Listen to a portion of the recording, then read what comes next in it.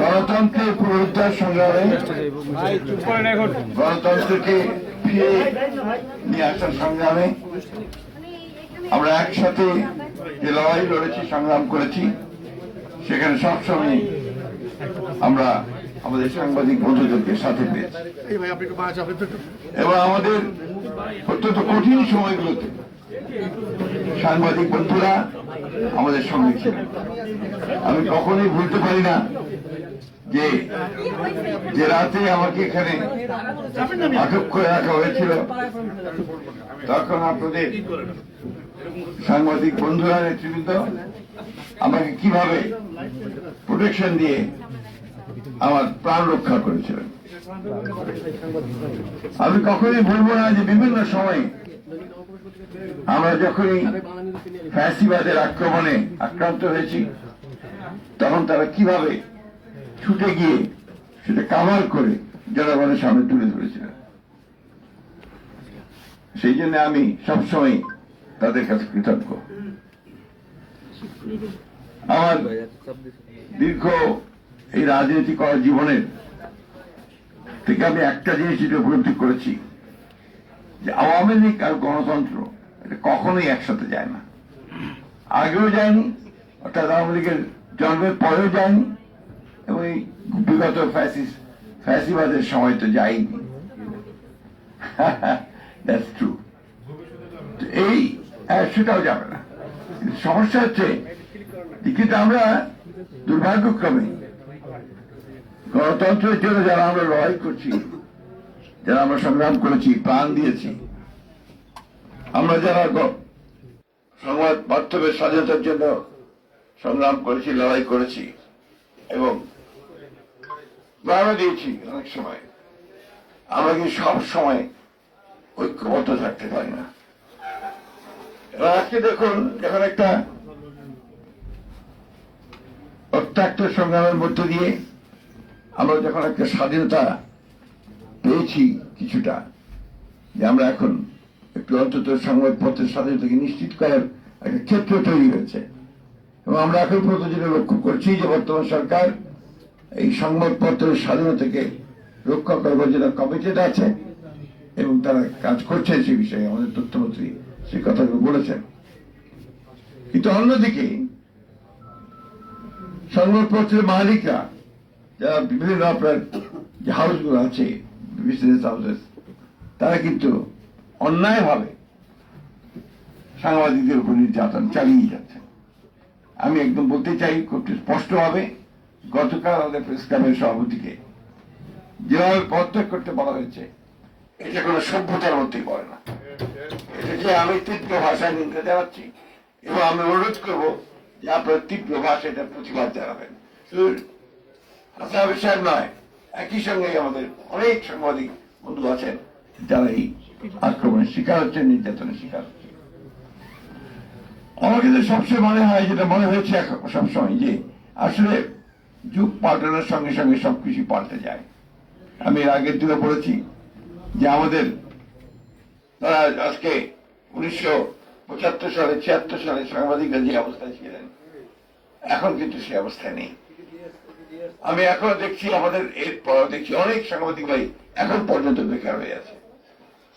আমরা তাদের কর্মসংস্থানের সুযোগ সৃষ্টি করতে পারিনি।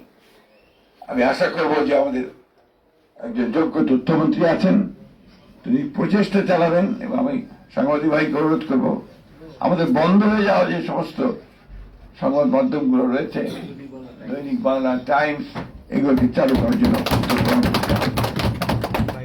এমনকি যদি বিচিত্রাও সম্ভব হয়, আমার মনে হয় বিচিত্রাকে চালু করতে হবে, কারণ এগুলোতে আপনার ঐতিহ্যগত একটা ব্যাপার আছে।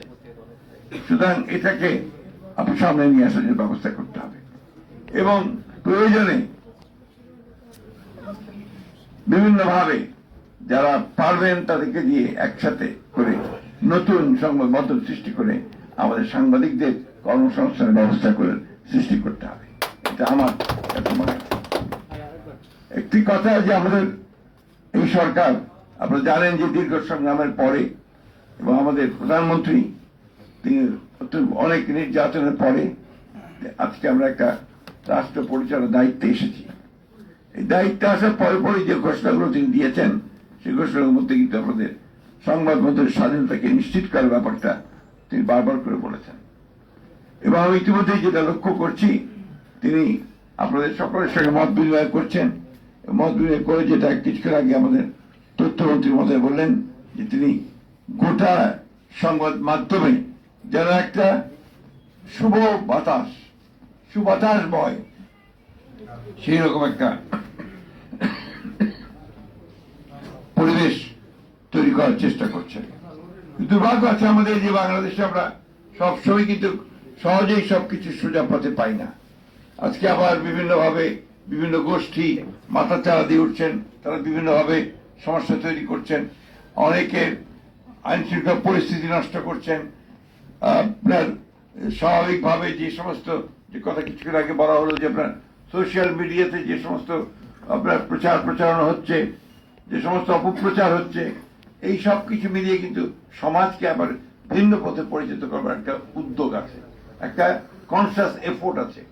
সেই এফোর্টটাকে যেন আমরা সবাই মিলেই এটাকে প্রতিরোধ করতে পারি, প্রতিহত করতে পারি এবং সঠিকভাবে এগিয়ে যেতে পারি, সেই চেষ্টাটা আমাদের করা দরকার।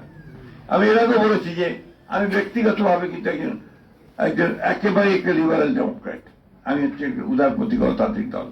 আমি এখানে আপনার কোনো ধর্ম, বর্ণ বা অন্য কোনো কিছুর ভিত্তিতে এখানে বিভাজনের পক্ষে নই। আমি সকলকে সমান অধিকার দেওয়ার পক্ষপাতী একজন মানুষ।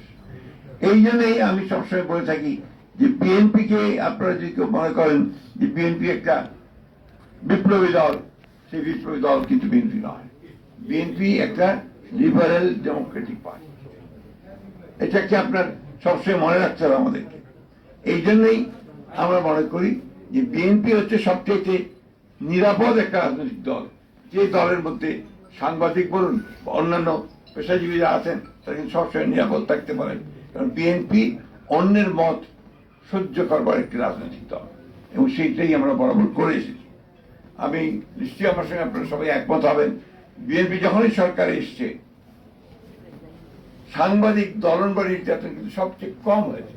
আপনি এটা খুব বেশি খুঁজে পাবেন এবং কারণ বিএনপিতে বিশ্বাস করে।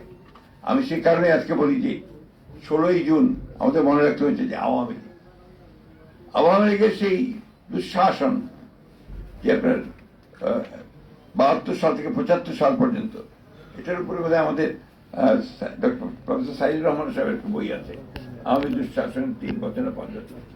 কিন্তু এখন এই 15 বছর আওয়ামী যে ভয়াবহ দুঃশাসন গুলো গেল, এর মধ্যে বহু রাখা বেরিয়েছে, আমাদের মারুফ কামাল থেকে শুরু করে অনেকে রাখা বেরিয়েছেন। কিন্তু ঠিক এইভাবে একেবারে 15 বছরের দুঃশাসনের উপরে, তাদের ফ্যাসিজমের উপরে সেরকম কোন আপনার কম্পাইল বই আমি কিন্তু এখন পর্যন্ত দেখিনি। এটা বোধহয় প্রয়োজন আছে। আমি অনুরোধ করবো আপনাদেরকে, যারা আপনারা লেখালেখি করেন তারা এই দিকে একটু যোগ দেন। আমি তথ্যমন্ত্রীকে অনুরোধ করবো যে বিষয়টার উপরে একটু আপনার নজর দেওয়া উচিত, যাতে করে সত্যিকার ইতিহাসটাকে আমরা তুলে ধরতে পারি। যাই হোক, আমি বক্তব্য দীর্ঘ করবো না। আপনারা সবসময় আমাকে দেখেছেন আপনাদের মাঝে যে কোনো সময়, সেই জন্য আমি কৃতজ্ঞ আপনাদের কাছে।